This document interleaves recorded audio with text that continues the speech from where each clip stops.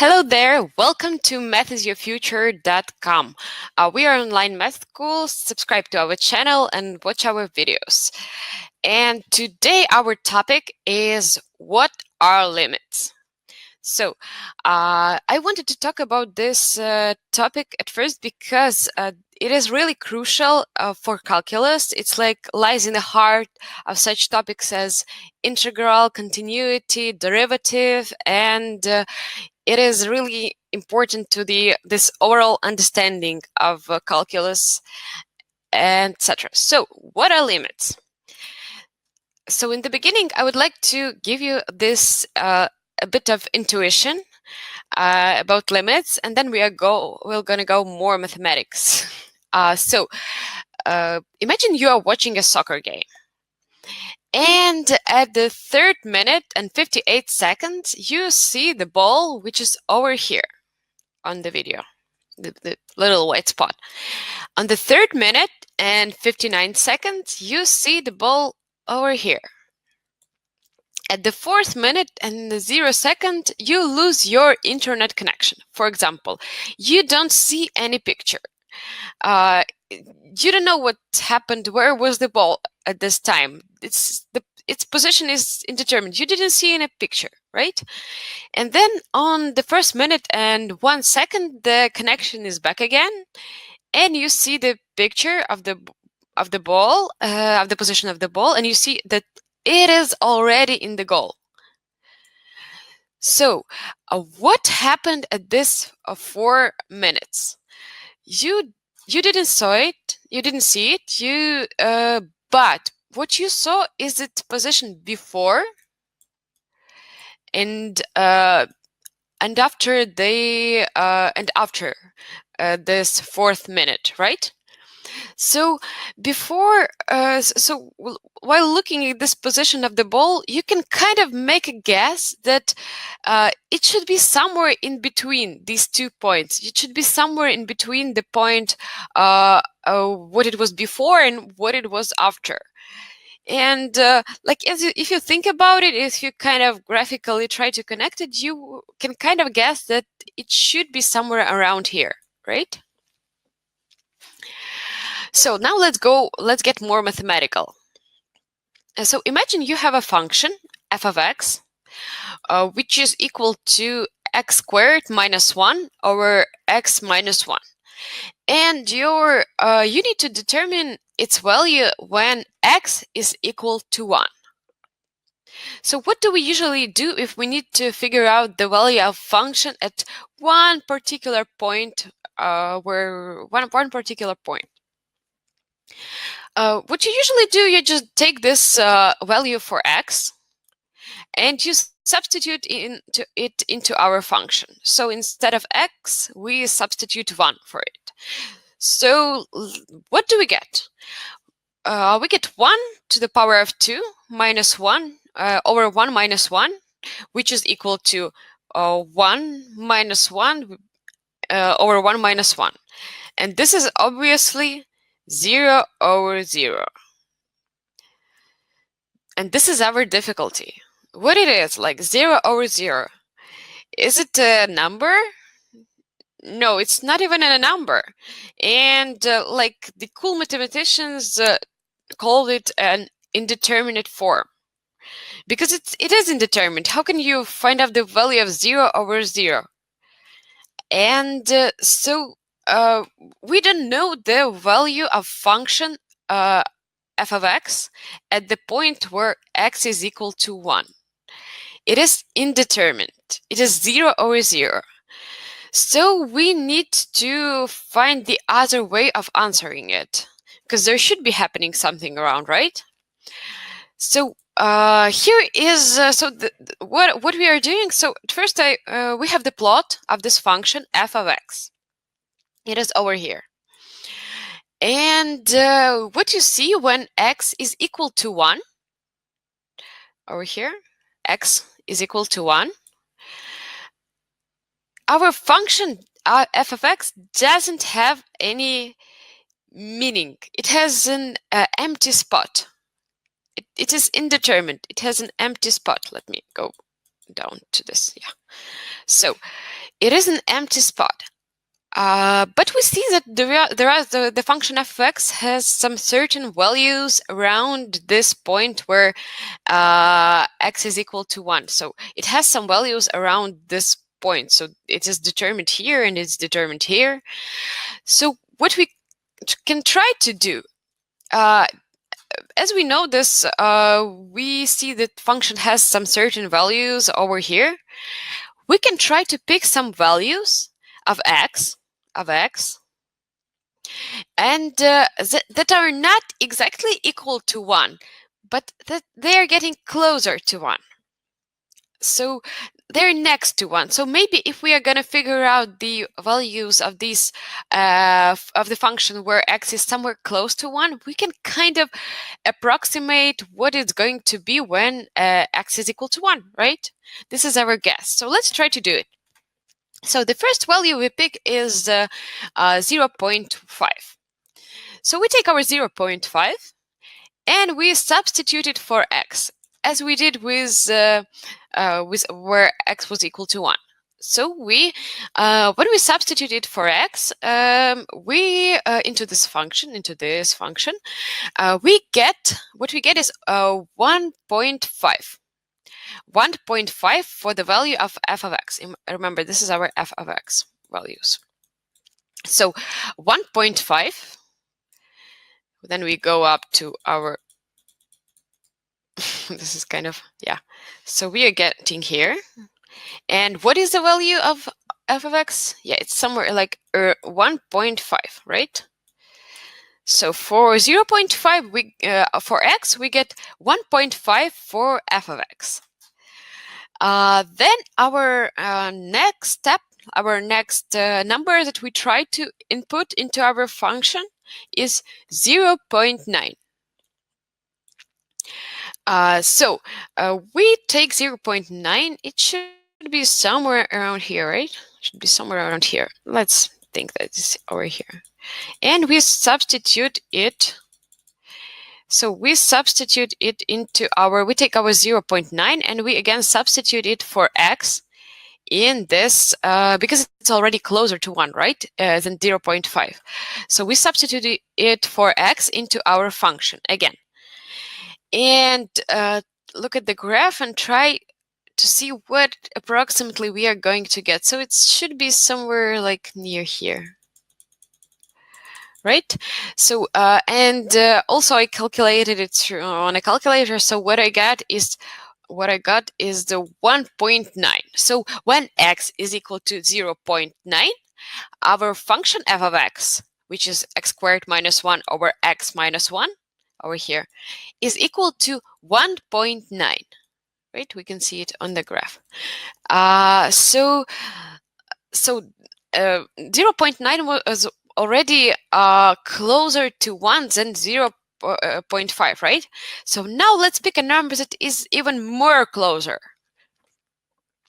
So what is this number? For example, 0.99. So we take 0.99. Let's think that it is somewhere near here, right? And we substitute it for, so we try to find its value. We substitute it into our f of x over here, and we check out what we get as an outcome for f of x. So for f of x, if you substitute 0.99, we get 1.99.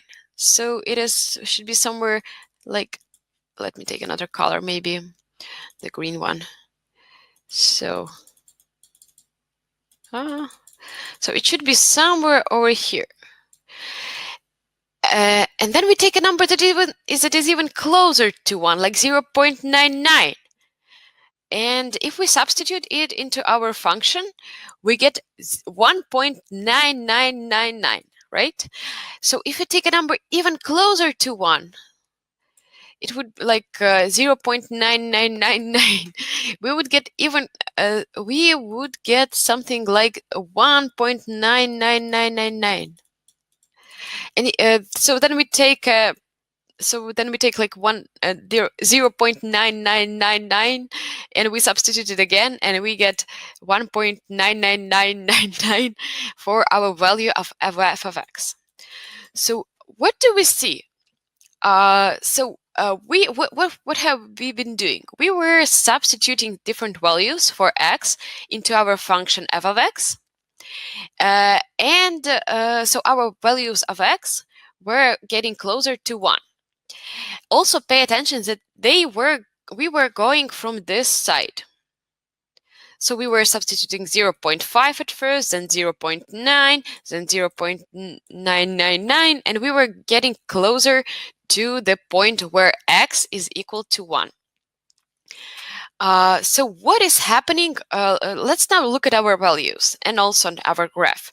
So we see as x is getting closer and closer to 1, from the left side, x is getting closer and closer to 1, right? Our values for f of x are getting closer and closer to 2. They are approaching 2. We see that the more the closer number we pick to 1, our values for f of x, they're getting closer and closer to 2. And also we see it on our graph that it's the closer we get to 1, the values for f of x are getting closer and closer to 2. This is interesting, right? So let's try to do it. So we did it from the left side. We were approaching our f of x, our x equals 1 from the left side, right? And our values were approaching 2, right? From the bottom, right? So let's now try to do it. Let's check out what happens if we approach x. If x equals 1, like somewhere over here, right? X equals 1 from this side, from the bigger, coming from the bigger values for x, right? So first, so we are doing absolutely the same. Now we have our x over here, different values for x. This is the same graph that was in the other picture. So we have our graph for x for f of x, which is equal to x squared minus 1 over x minus 1. And what are we doing? We take some values for x and substitute them into our equation. So the first value we take is x is equal to 1.5. Let me take another color. So 1.5 should be somewhere over here, right? So we take our value for 1.5 and we substitute it into our equation. So if we substitute it for our f of x, we are going to get 2.5. So let's check like on the graph. So this is equal to 2, our function at the point where x is equal to 1.5, our function is equal to 2.5. So now let's, but we are trying to approach 1, right? So why wouldn't we take a number which is closer to 1 than 1.5? So we started from 1.5 and 1.1 should be somewhere around here, right? So let's take out, so we are again taking our number 1.1 and we are substituting it into our function. What do we get as a result is 2.1 for our f of x. Remember, this is f of x and this is the graph of f of x. So we are taking something like 1.1. It should be somewhere near here, right? And we are getting up.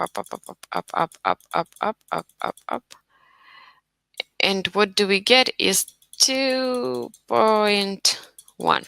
2.1 for our value of f of x when x is equal to 1. Then we think, why won't we pick the number that is even closer to where x is equal to 1? So 1.1 is closer than 1.5. So, and the 1.01 is even closer. So we pick our number 1.1, substitute it into our function, and then we are and what we get as a result is 2.01. So 2 and 1/100, right? And it's going to be somewhere even closer on this graph, right? And it's going to be over here. It's gonna it's gonna be 2.01 for our values of f of x. Yes. So afterwards, we pick a number that is even closer to 1. So we are getting closer and closer to this point where x is equal to 1 on our graph. So afterward, so if we pick it and substitute it into our function, we see that it's getting also closer and closer to 1, where x is getting closer and closer to 1. We see that our values for f of x, they are getting closer and closer to 2. So when x is approaching 1, from the right side, from here, right? From the right side over here, our values for f of x, for this function, are approaching 2 from the top, are approaching 2 from here. So we went from 2.5 to 2.1 to 2.1 to 2.01. So we are approaching the number 2. With our values of f of x are approaching the number 2. So, and this is an interesting situation, right? We know that if we plug in exactly x is equal to 1, if we plug in 1 into our function of x, we are gonna get a 0 over 0, right? As we did in this first, where was it? At this first example. So we are gonna get 0 over 0. So the function is not determined. It is indeterminate where x is equal to 1. So we have this blank spot on our graph for the function. But we see that from the graph, we can definitely see that when our values of x are approaching 1, are close to 1, so they are close to 1, right? Our values for f of x, they are somewhere nearby 2. They're getting closer and closer to 2 as we are getting closer to 1. So it goes like this. The closer we get to 1 on the x, the closer we get to 2 on the y. So can we say that f of 1 is equal to 2? Of course not, because we already said that f of 1 is indeterminate. It's 0 over 0, right? But we definitely see that it is going to be 2. So we want to give this answer, but we cannot say it, right? We cannot say it exactly. So instead, mathematicians, they kind of invented this the way how to say it exactly, with using the word called limit. So instead of saying f of x is equal to 1 when x is equal to 2 when x is equal to 1, because f of x is indeterminate. Instead of saying that, they are saying that the limit of f of x, of this function, as x approaches 1, so the limit of the function f of x, which is x squared minus 1 over x minus 1, when x approaches 1,